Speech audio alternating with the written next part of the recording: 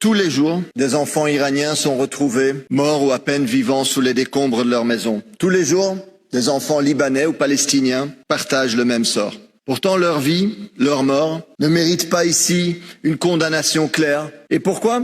Parce que les coupables sont vos amis, à Tel Aviv, à Washington. Plus fort encore, le jour même où Israël avance une loi permettant d'exécuter par pendaison des centaines de prisonniers palestiniens, vous organisez un débat uniquement sur la peine de mort en Iran. Pourquoi cette sélectivité? Parce que moi, je suis contre ces exécutions, qu'elles se passent en Iran, en Arabie Saoudite ou en Israël. Mais vous fermez les yeux quand les bourreaux sont vos amis. Et c'est systématique.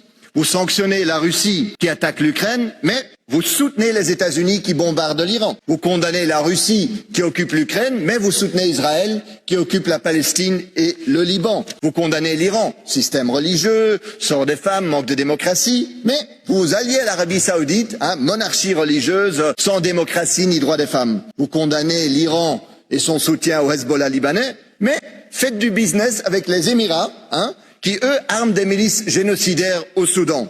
Vous accusez le Venezuela du manque de démocratie, mais vous vous taisez quand le Qatar abolit les élections.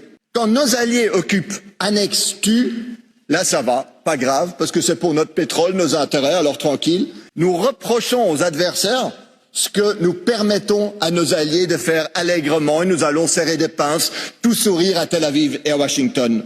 Le 2 poids 2 mesures de cette Europe ne sont pas seulement une honte, cela permet aussi de créer un monde de chaos et de guerre dans lesquels on ne veut pas vivre et on ne veut pas que nos enfants grandissent. Aujourd'hui, cette Europe n'est pas une force du bien, mais complice du crime. Ça suffit.